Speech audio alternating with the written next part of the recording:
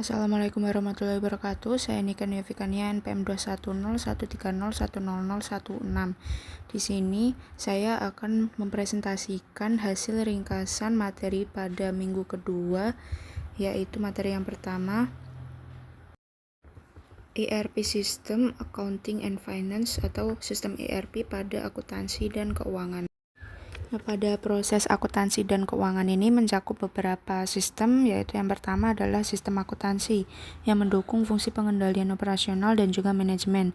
Pada sistem ini terdapat proses transaksi berupa penggajian, cek yang diserahkan kepada vendor, pembuatan faktur pelanggan, dan juga membuat perintah pembelian.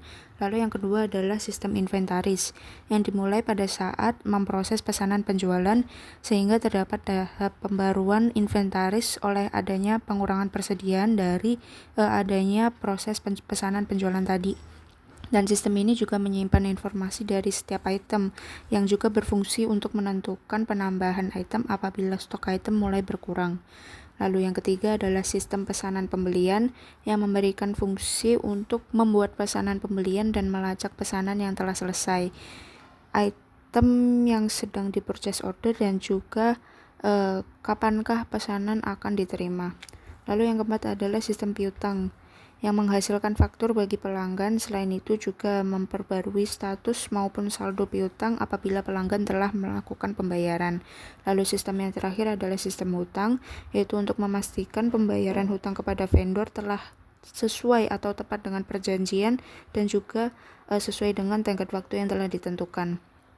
Selain itu juga sistem ini mencatat riwayat transaksi terkait dengan hutang dan juga pembayaran hutang. Kemudian terdapat proses manajemen pengendalian dalam akuntansi. Manajemen pengendalian ini membantu perusahaan untuk dapat mengelola anggaran, mengoptimalkan sumber daya, dan juga mengidentifikasi peluang yang perlu ditindaklanjuti. Pada proses ini terdapat proses manajemen kas yang mencakup aktivitas untuk dalam memastikan ketersediaan kas dalam memenuhi kebutuhan organisasi. Selain itu juga proses analisis arus kas untuk mengetahui estimasi jumlah pendapatan dan pengeluaran tiap periode. Adapun analisis anggaran untuk menentukan dampak dari berbagai kondisi bisnis dengan metode analisis what if. Kemudian adapun proses lainnya yaitu proses penganggaran modal dengan menggunakan alat evaluasi seperti NPV atau nilai tingkat bersih saat ini, dan juga IRR atau tingkat pengembalian internal. Lalu yang terakhir adalah menggunakan metode periode pengembalian modal. Lalu proses yang terakhir adalah proses manajemen investasi yang ditunjang oleh proses-proses sebelumnya seperti proses manajemen kas dan juga penganggaran modal. Pada modul akuntansi dan keuangan di sistem ERP ini mencakup yang pertama adalah modul akuntansi keuangan ERP yang menunjang proses pelaporan keuangan seperti pencatatan transaksi hingga pembuatan buku besar. Adapun modul yang kedua itu modul akuntansi manajemen ERP yang menyediakan informasi menurut perspektif dari akuntansi internal bagi manajer dan juga perbandingan antara perencanaan dengan hasil yang diharapkan.